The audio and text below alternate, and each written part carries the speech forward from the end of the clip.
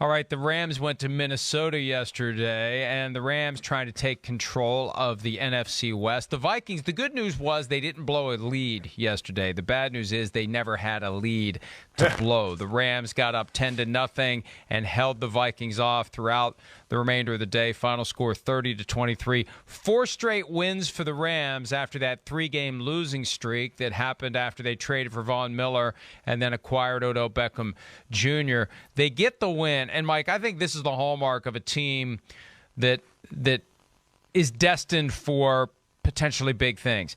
When you can get a win on the road, when your starting quarterback throws 3 interceptions, you're doing something right if you still win that game by a touchdown. Oh, listen, I completely agree. And this is what we expect, quite honestly, at least I did out of the Rams, is the defensive side of the ball. And this is what I talked about earlier with the Chargers. When Herbert throws a couple of interceptions, who picks it up?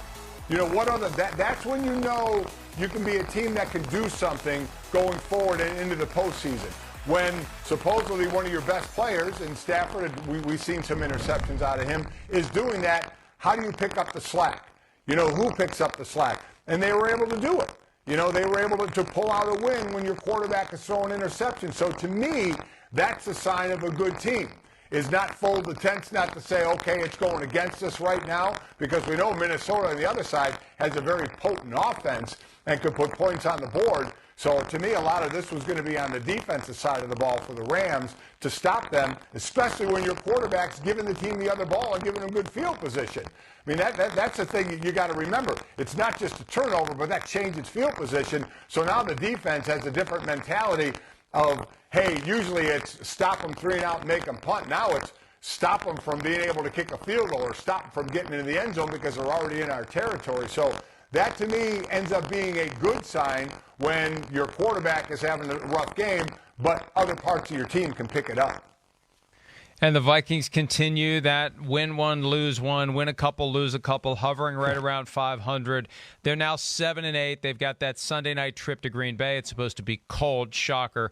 Green Bay in early January at night. It will be cold. Down near 0 is the current forecast for the Vikings, with whatever hope they have, and they may win the next 2 and still not make it. 9-8 may not be good enough in the NFC. This is the first year of the 17-game experiment. I hate to call it an experiment because it's not like it's going away. The only way it's going to change is if they go to 18 games. They're never going back to 16.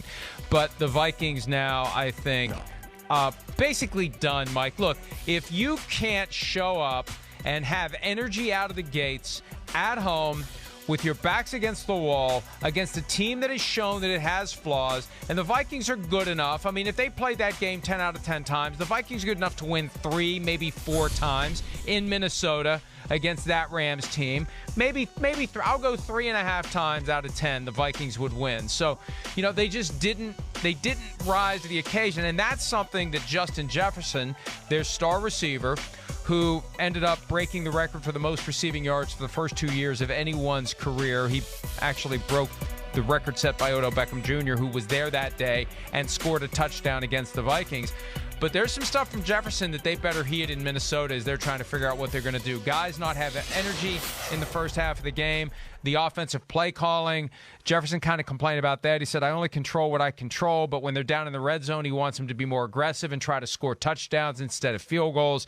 And it felt like the Vikings had chances, but they never really woke up. They never really asserted themselves against the Rams, and now they're basically done. If they make it to the playoffs now, it'll be a surprise. And you know what? It'll be an even bigger surprise if they get to the playoffs and manage to actually have any success when they get there, because they're just not good enough this year.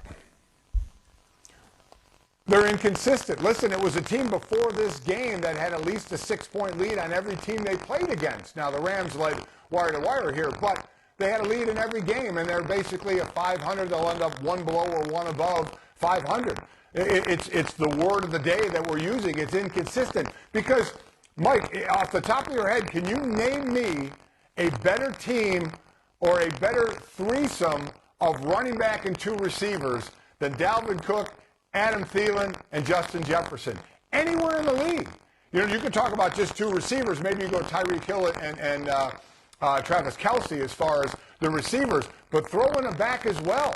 I mean, they have that talent on, maybe Zeke and Lamb and Cooper, possibly as far as three are concerned, but they have talent on that offensive side.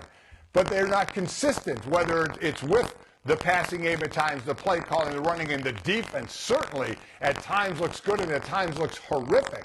So this is another one of those, you've got some talent on that offensive side, especially at receiver and running back, that you got to do something with before time runs out on you, because I think it is going to run out on them this year, and then it's going to be, okay, what do they do next year that we don't expect them to be a Midland team again, right? Not a great team, not a horrible team, but a team stuck right in the middle that really does nothing for you.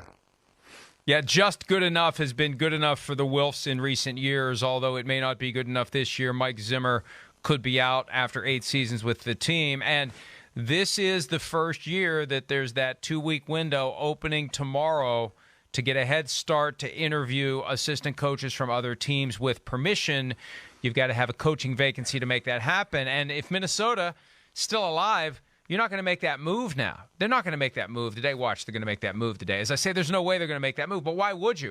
Number one, there isn't a viable interim coach candidate on the coaching staff, which may be one of the reasons why they're 7-8 right now, frankly.